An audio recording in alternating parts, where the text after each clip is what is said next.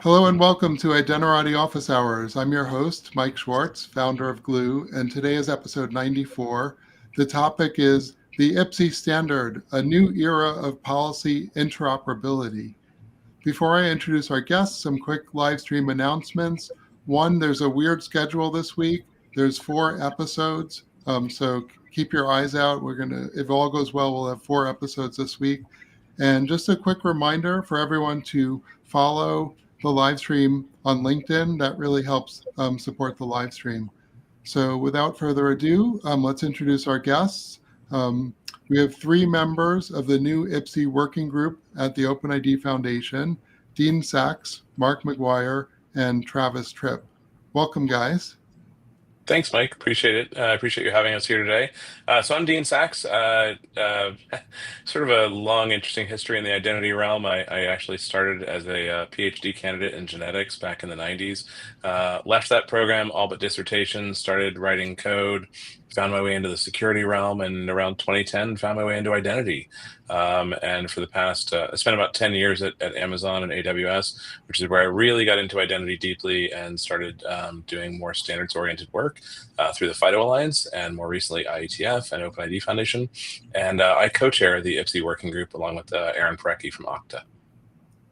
Mark, welcome, and maybe a quick intro. Awesome. Thank you so much for having us. I got into identity, I would say, by accident. Coming out of college, I applied for a bunch of different roles. The only place that hired me was a consulting firm that did IAM. So I started out my career doing SailPoint. I was a SailPoint engineer, doing integration with those. Over time, I became a SailPoint architect, so I did a number of different deployments. I did some for financial services, some for healthcare, and then some for military defense companies. And then today I work for Outja Cybersecurity. I'm an associate director over there, so I oversee, particularly from a technical perspective, a lot of our project delivery in the North America region. And Awesome. This is my first foray into identity standards, so I'm excited about it. Welcome. Awesome. And Travis? Hey, thanks for having me today. So I think I started my career in IAM really like 20 years ago by necessity, and it's kind of how I'm back in IAM. So my first role was actually we were launching a new SaaS portal, and there was no IAM for it. And so we had to come up with our own thing. What are we doing? Our own username and password thing, our own entitlements, and mapping all of that. And then from there, I kind of went into doing about a decade of building enterprise data center software, which led me into OpenStack, where I was one of the core contributors there. Did open source, worked on some Oasis standards, and then about a decade ago, by necessity, I got back into IAM because we were launching a number of new SaaS portals at HPE, and they needed somebody to do the IAM for it.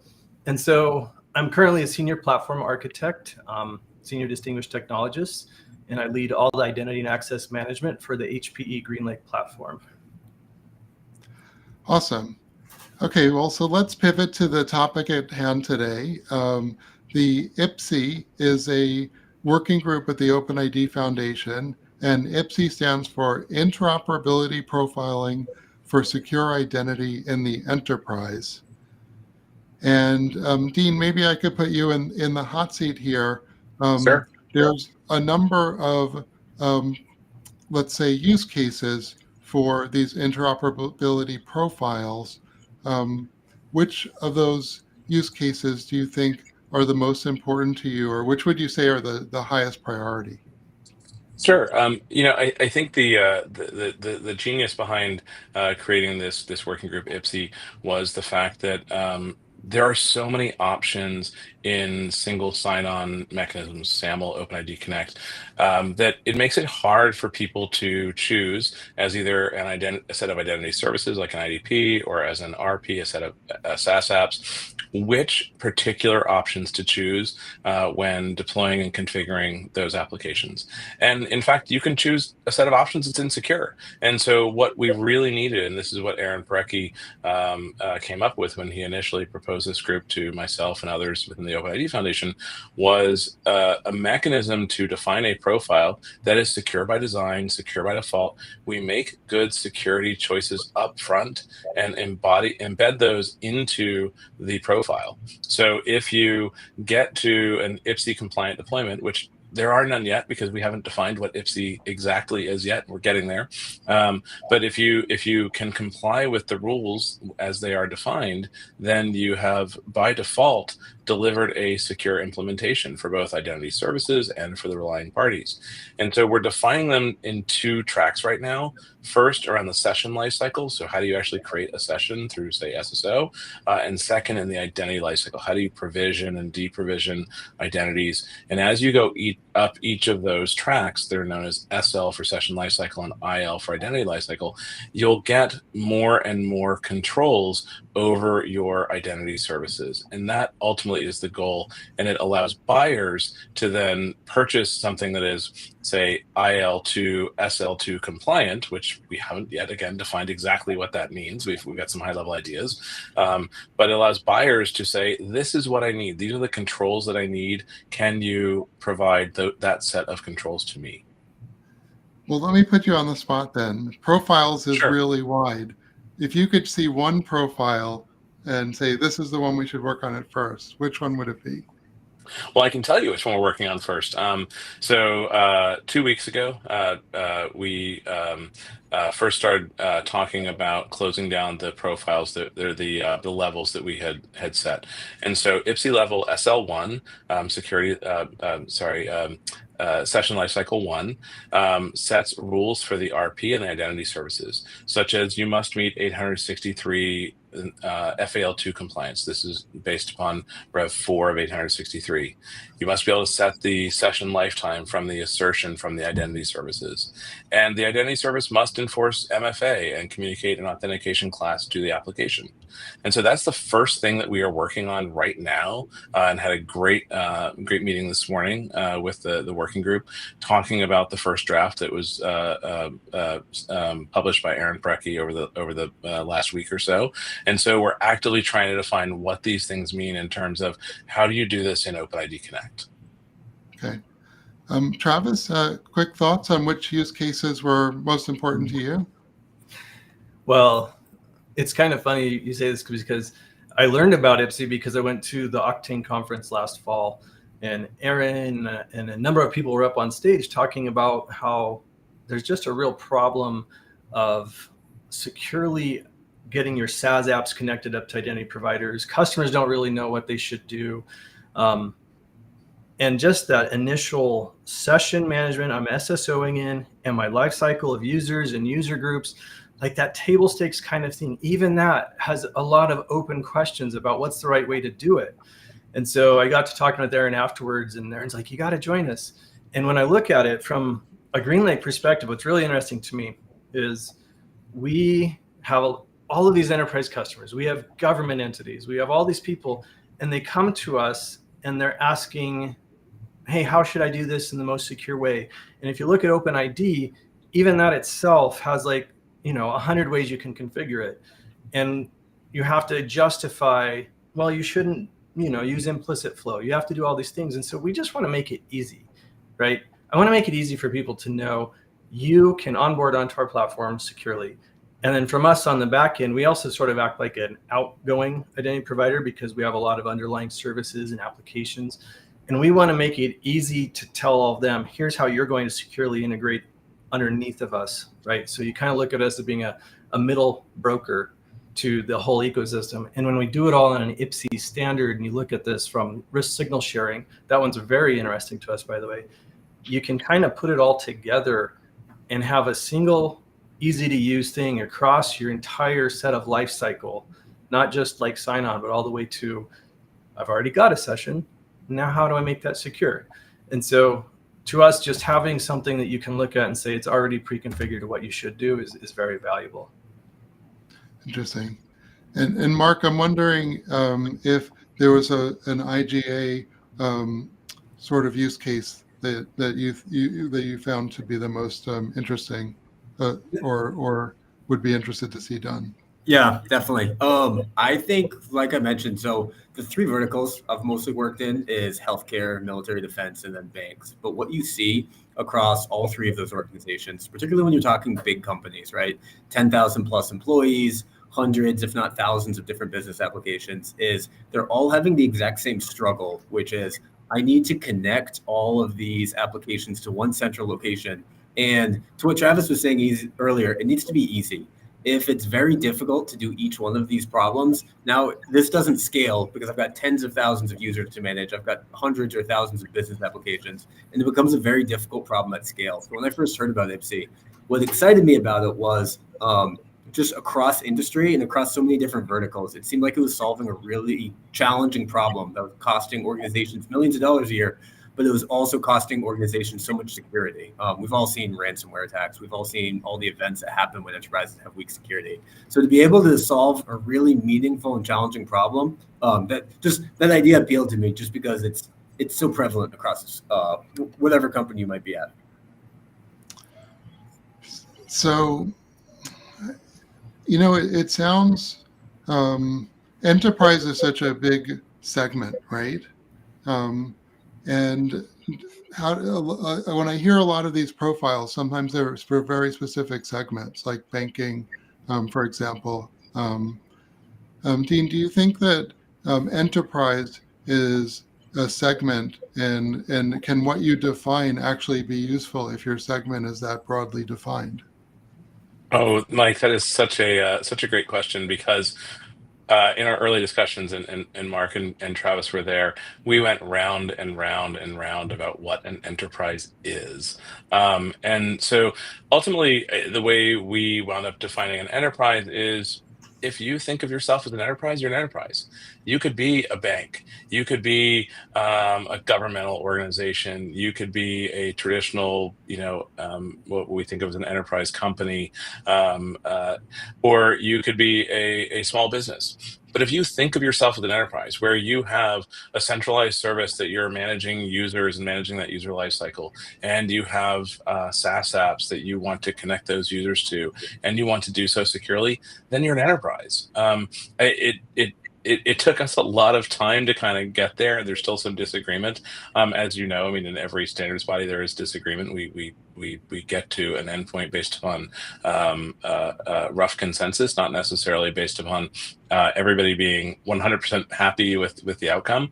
But we got to this rough consensus that if you define yourself as an enterprise, you're an enterprise. And so the tools are as they get defined or the profiles as they get defined will be useful for anyone who defines themselves in that term. And it may bleed across industries, and that's okay. The goal is to get to a better state and a more reliable state where we have high interoperability and good security that we just simply don't have today, at least not easily today, not without a lot of hand-holding and configuration.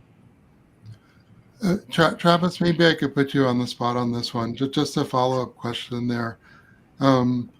How do we box this so that it's useful, or put it into a small enough component where where it means something to enterprises? Do you see any solutions there?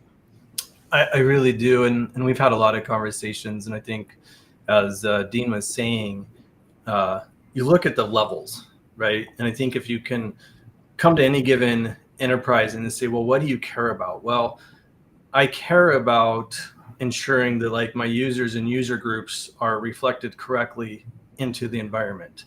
We'll say, okay, here's the IPSIE level that will do that, identity lifecycle. Just do this, configure it in this way, and it's kind of the easy button, right? But then other customers, we're talking about it. You asked kind of a broad question. I'm just going to give a broad answer, but I have customers that barely understand what SSO means, right?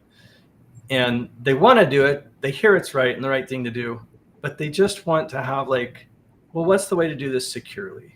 And if you can go say, look at IPSIE, you want to reach your SL 1, 2, or 3, and maybe based off of what industry you're in, we can align those levels to maybe industry standards, government. Just look at that and say, okay, I need an SL level 3 provider, right? That's kind of where I see this is coming, is just match your use case of who you are, what compliance standards maybe you need to meet, correlate that to your IPSIE level, and then hopefully on the SaaS provider side and identity provider side, we'll be able to see essentially a certification at some point that shows you need this level, just install IPSIE level this, and away you go. Okay, and you're seeing it that there'd be individual profiles. So maybe when you say level, you mean like um, IPSIE risk signal sharing profile 3. So somehow they'd be scoped, right? Yeah. And in the ideal world, people would just say, I'd like to be IPSIE full, right? Or IPSIE medium. You think about FedRAMP, there's FedRAMP moderate, FedRAMP high. And in the idealish world, a customer just say, I want to be IPSIE basic. Just get me to IPSIE basic. Okay. And away we go. And they're configured. And that's what I want to get to. I want to get out of this game of how hard it is for our customers to understand what all of this means.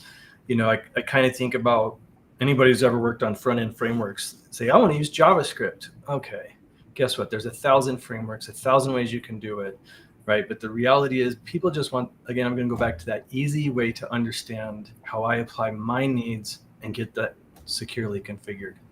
And that's what I really hope we get out of with IPSIE. Mark, you've worked in some highly regulated environments. Is part of the goal here just to make sure that we can align with, let's say, SOC 2 or ISO standards, or even FIP standards? And is that what this is? This going to be a new feature in Vanta or Secure Frame or something? Those companies. What do you think? My perspective on it is, particularly as you've seen the critical infrastructure push in the US over the past few years. And this is something, if you're working in a regulated space, you've probably seen, if you're working in utilities, if you're working in banking. When companies are going around their normal business operations, regulators are pausing them and saying, before you can do that, I want to look at your cybersecurity controls. And if your security controls are weak, let's say, for example, you're a bank and you want to offer a new product line, or you want to acquire another bank, or whatever the situation might be. Before you roll out into a new set of features, regulators are stopping and saying, let me look at your IEM program. And if your IEM program isn't good, we don't want you rolling out this new product. We don't want you acquiring this other bank, because now your disease is spread further. So what this has created is regulators are being really hard on banks. They're being really hard on military defense companies, CMMC, I'm sure most people are familiar with, et cetera. They're constantly raising the bar for critical infrastructure. And what that is resulting in is companies are saying, if your product's not secure, I'm not going to buy it. But there's a hard way to know, is this product secure? So it's almost like the regulators have a stick right now where they're beating people. There's no carrot where we can dangle and say, hey, here's an easy way to be secure. If you can say your IPSIE SL3 and your IL3, you're going to meet all of your regulators' concerns. And if you, like Dean mentioned, it's a work in progress. There's been a lot of discussions on it, but we are starting to come out with a very rough idea of what the different levels will look like. And when I look at what those top levels are, it's something that would make the regulators very happy. And they would say, yep, we can see that you have a very strong control on the different accounts in your environment, et cetera. So I think we're definitely on the right path. I would actually add to that, Mark. I love the tie to the regulators, but it also, again, gives enterprise the way to say, well, I need MFA everywhere in my SSO. And so, okay, I can get that at IPSIE SL1, or I need to be able to synchronize user group membership claims to the application, and I can get that at IPSIE IL2. And so it allows you to identify those tools that you need without necessarily knowing what the standard is behind it. And so I need a specific set of functionality, and I can achieve that at a specific IPSIE level.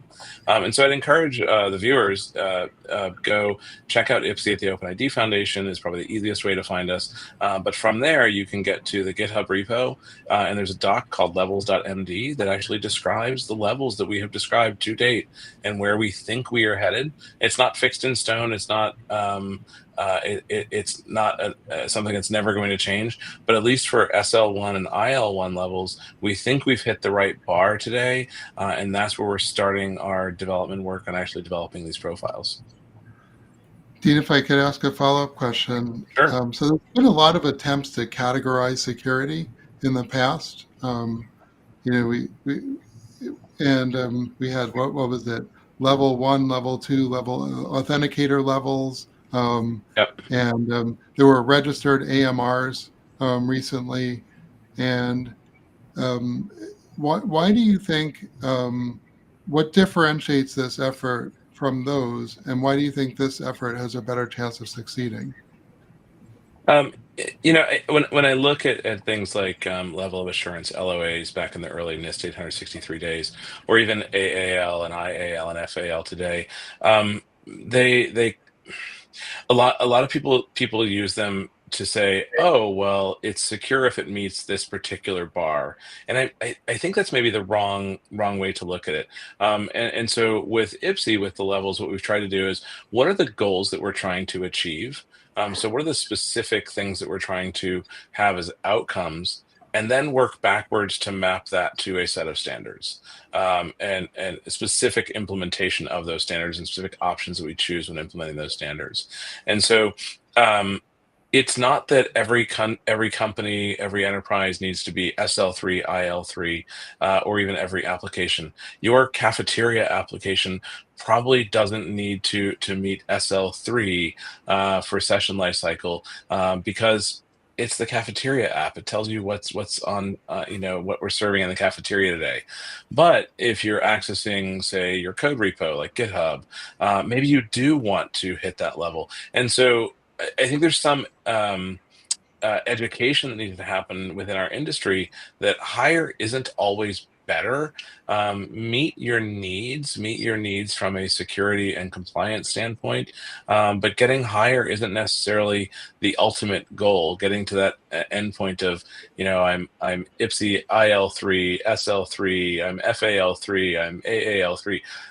That seems like a mistaken goal, and I hear that a lot, where people are always striving toward the highest level, but at some point, there's diminishing returns to that, and we shouldn't always be striving for necessarily the highest level, but the one that meets our own risk tolerance, and helps us do business, and do business effectively and efficiently, without too many barriers in the way.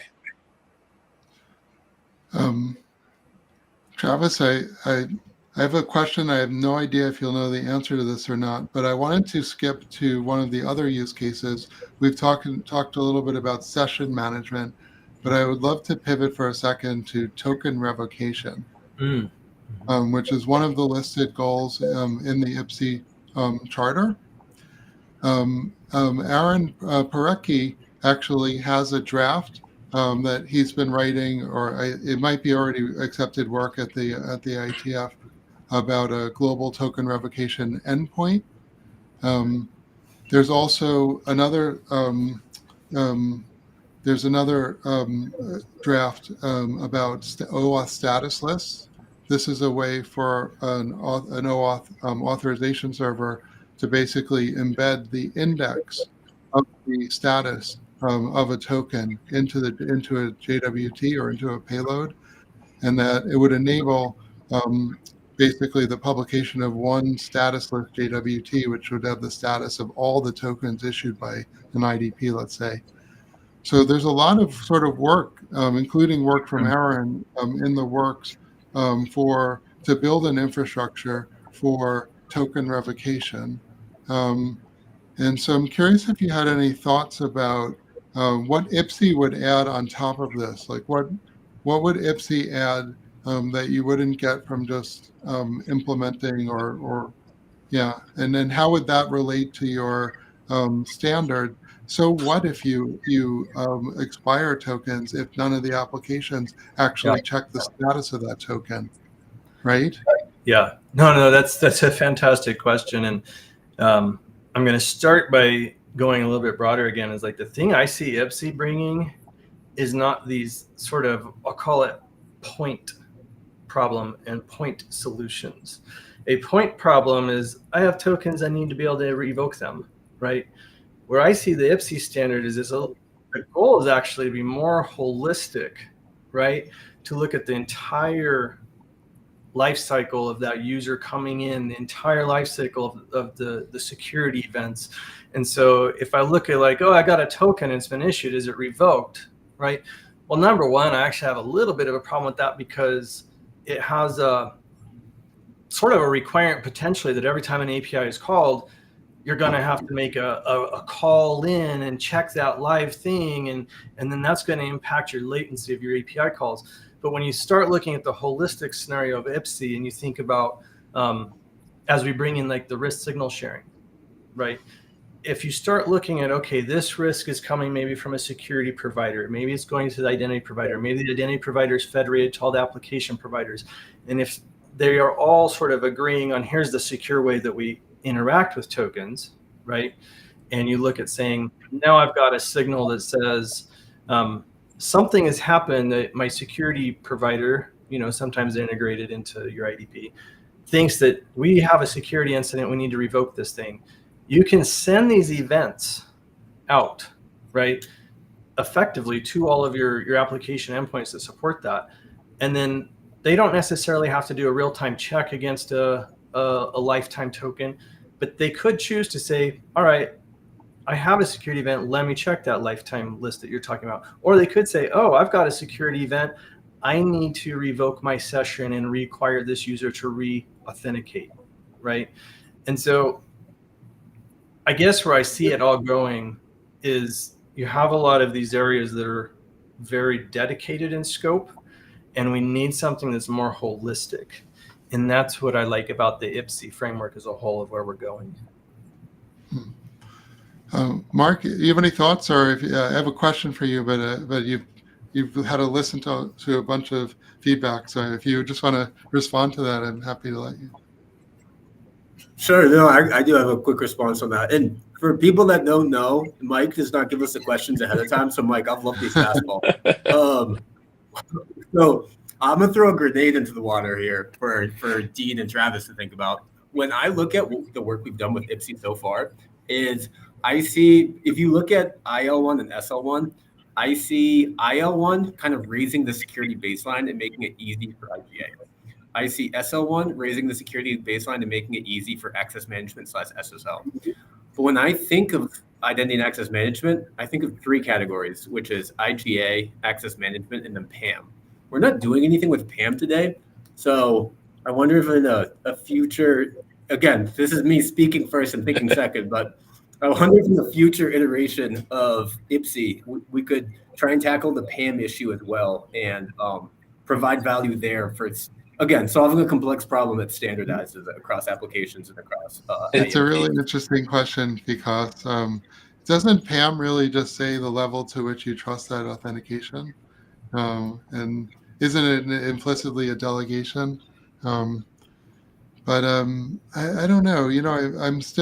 I'm still sort of hung on the fact that we can define these things, but if the applications don't use them, are we measuring that? And what level of uptake? When I talk to enterprises, they say, "Oh, this is all great, but I have a bunch of legacy apps." I don't know, Dean. Any thoughts about how this could be meaningfully used by enterprises to show that and what percentage of their applications would need to comply with it? Yeah. So, Mark, I don't think you really dropped a grenade in there. I think it's actually a very insightful question, and I think it's one that I was actually answered as you climb up the levels and you get to the point of really being able to enforce something that looks like zero standing privilege. I know we haven't talked about that explicitly in the working group yet, but I think that conversation is coming, especially as we get up to the higher levels of the session lifecycle. But Mike, regarding your question, legacy apps are always going to be a problem, right? Not every legacy app is going to get updated. Not every legacy app is going to meet us at various levels of IPSIE. And I don't think that getting 100% compliance should be the goal. But if we can nudge the industry along toward secure by default, secure by design implementations of these core identity protocols, then that rising tide raises all boats.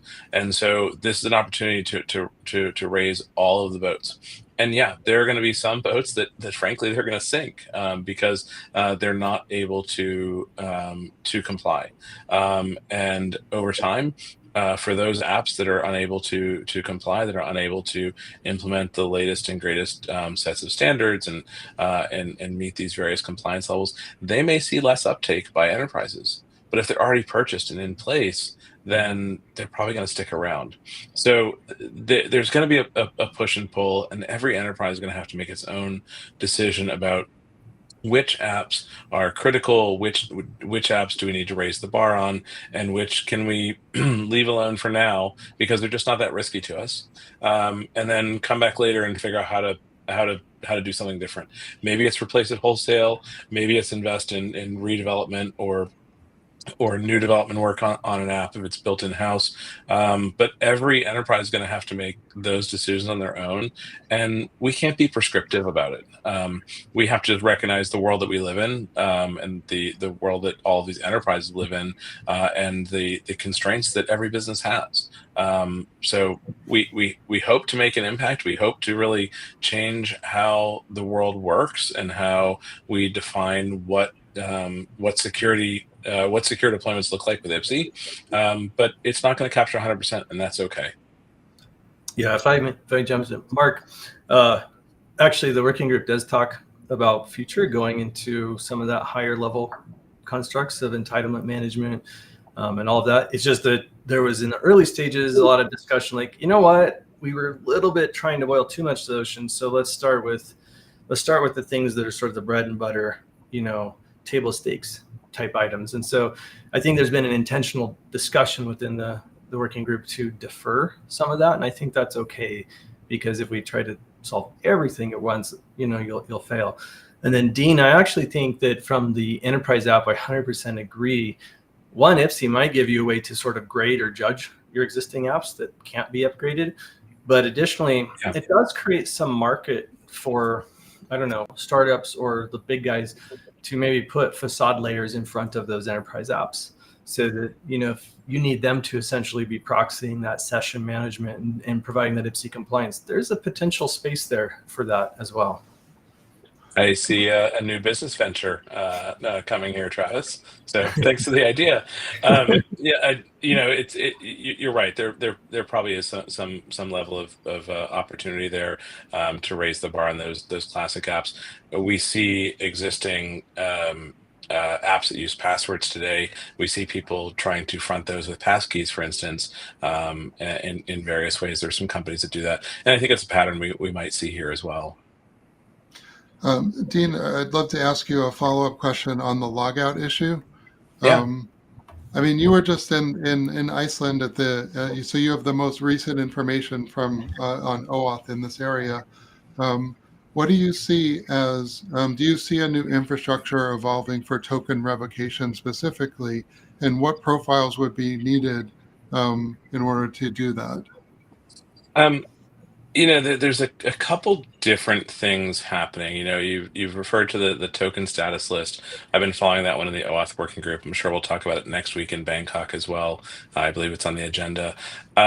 That's really good work, and it has an interesting place, not just within OAuth, but also for things like verifiable credentials, where you could also use that same sort of a mechanism to basically refer to a status. Right? Yeah. Yeah.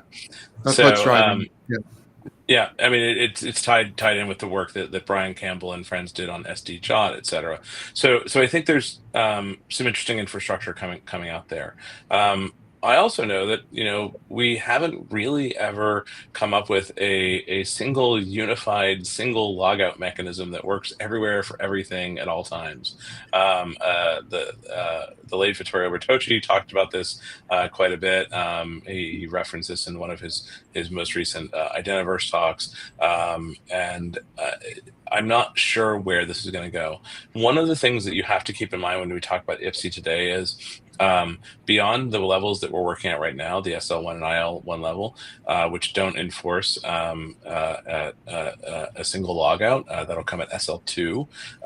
We're not talking yet about what protocols we're going to use. We're talking about the outcomes for SL2. Must be able to terminate the session at the request of the identity service, but the protocol that actually gets us there hasn't been defined. And it may be because we are looking at building session lifecycles around both OpenID Connect and SAML, that you may have different mechanisms for each of them.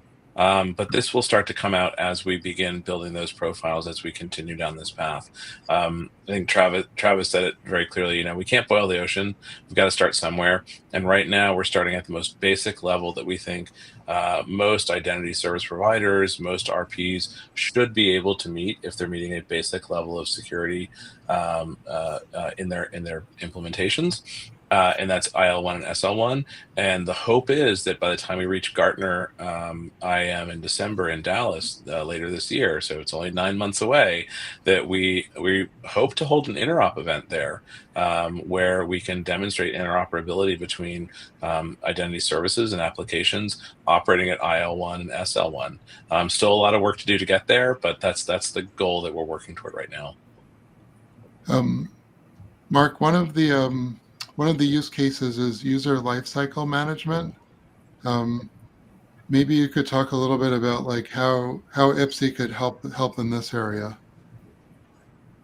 Sure, absolutely. I think within the enterprise today, you see a wide variety of how lifecycle management happens. So if it's a sophisticated business app and they have a sophisticated IGA solution, from one centralized location, it's the employee's first day, and the enterprise knows maybe my job title is accountant, so they know I need applications on 20 different systems. And on the first day, the IGA system just provisions my 20 different accounts. I get an email, here's your SSO solution. You make one strong password, you go in there, and then everything's beautiful. That's the happy path that you wish was always the case, but it's almost never the case. What's very often the case is it's my first day as an accountant, and I say, what access do I need? And they go, ooh, we don't know, but we think Deborah might know. Go talk to Deborah. You go talk to Deborah. Oh, I think Wayne knows. You go talk to Wayne. Wayne sets you up an account. He's like, I'll make your password 123. That way it's easy for you to remember so you can log in. And what you often see is you have this very insecure way of managing the user's lifecycle. And on their last day, what's often called a leaver process or a termination process, you want to automatically remove all their access. For many companies, that doesn't happen. So what the idea with the standard is we want to create a single unified streamlined way where when you buy a new application for your business, you know that from your IEM tool, you'll be able to create accounts on their first day. If they ever change their jobs, you can remove their access. If they ever get fired from the company, you can easily remove their access. And it basically will provide this streamlined, more secure, but also more automated manner of controlling accounts for your employees. Travis, maybe a quick follow-up question on that, on the user lifecycle. So non-human identities, machines, agents, clients in OAuth jargon, or workloads. There's a new OAuth group called the Whimsy group, the Workload Identity Management. I like workloads personally, but I think they're throwing sort of a wrench in a lot of our user identity workflows. Any thoughts about how IPSIE could maybe factor in the proliferation of, let's say, 10,000 access tokens issued from GitHub or something, or access tokens issued from Google, these credentials to agents working on our behalf? I love that you bring that up because when I was looking at SL1, I actually created a sequence diagram based on it. And what I quickly saw was like, wait a minute, this doesn't work for what you just described. So I think we have to introduce that construct inside of IPSIE. And we should point to things like you said, Whimsy, and decide here's what should be done, things like Depop. But you're absolutely right. I talk with a number of customers who this is a real problem of theirs. And so they try to fake it by sending users from their user directory over in fake users, service accounts, if you will. And so they're creating all their service accounts in their user directory. But this doesn't scale very well, to be honest. You look at all of their use cases. I need to plug this into my GitHub flow. I need these credentials to plug into all kinds of different things, my test cases. And so we have to have something that can address that and look across the boundaries. So we haven't specifically, other than tangentially, we actually talked about that this morning in the working group, but it is a real problem that we do need to recognize. And so adding that to our list of use cases, thanks, Mike, is a good thing to do. Which is also why, oh, go ahead. Yeah. As you say, which is also why I think it's good, as Dean's been saying, like, to get more people with more perspectives in. We have service providers in, we have identity providers in, we have service integrators like Mark. You need users. Some of the businesses that are looking to use IPSIE or looking to use these, it'd be great to get more participation. Yeah. Dean, any thoughts specifically on the non-human identity challenge? Yeah, non-human identity, I think, like you, I like the term workload much better. The non-human identity term has seemed to take over everything, including API Can I keys just and say things like that. everything's non-human? Like my Right. mouse is non-human. Exactly. My dog is non-human, right? So that term has become so overloaded, and there's a lot of startups in this space, and there's some really interesting work happening. I think some of the most interesting work that's happening is in Whimsy at IETF, and I'm looking forward to seeing the progress that's being made there next week. The folks from who did Spiffy and the people over at Spiral, and I believe you're going to have them on the podcast later this week. Eli Nesterov They're doing interesting work. Yeah, Eli Nesterov on Thursday. Yeah. So, there's some really interesting stuff happening here. During OSW, I helped lead 2 sessions with Mark Hain from OpenID Foundation and George Fletcher, who's independent now. And we led 2 different sessions for about an hour and 15 minutes total on delegated authorization and on behalf of semantics, because this not only applies to workloads, and in the sense that I have an AI agent that's going out and doing things on my behalf, but it also applies to things, some real world use cases that we deal with every day. So I have 2 kids. The younger one still goes to camp pretty regularly, and when I send him to camp, I need to delegate authorization to that camp to be able to provide him medical care if he needs medical care, if he gets hurt or something. And they in turn, the camp is an enterprise. So they in turn have to delegate that to an individual in that camp. And so this idea of delegated authorization and these on behalf of semantics hits home in a lot of different areas beyond just workloads. It also intersects with the work I'm doing with death in the digital estate, and how do you deal with somebody who's passed away and deal with their digital estate and shut things down or handle things in a way that is within their stated wishes. Workload is a handy way to wrap your hands around the idea, but I think it goes way beyond workload, and we're just now starting to have those conversations, and it's going to be some really interesting work coming up in the near future. Cool. Well, let's go to last thoughts. Let me see if I can properly navigate us. Let's start with Mark. Hold on, let me work. There we go. Mark, last thoughts, action items? Sure, absolutely. My last thought would be the reason I joined IPSIE was because of a talk I saw at Identiverse that was given by Pam Dingle from Microsoft, where she encouraged all of us. She said, get more involved, guys. Like if you actually care about cybersecurity, if you're passionate about it, you can join these open standards groups. So when I heard IPSIE was starting, to me, it sounded like a really cool opportunity, and it's been a great experience. Dean and Aaron they've done a great job as co-chairs, kind of bringing everyone into the fold, getting everyone's ideas going. And it's fun to kind of tackle these really big, complex challenges which are facing enterprises. So if it's something you've been thinking about, I'd say my experience has been great. Go for it. And as an ex-integrator, I'd say it's always was hard for me to make time to do this kind of stuff. So I think it's great that you're doing it, Mark. And if there's other integrators out there, it's you always want to. You have so much work on your plate, but it can be really rewarding to make some extra time and to try and do these other events or working groups. Travis, last thoughts? Well, first of all, thanks for having us.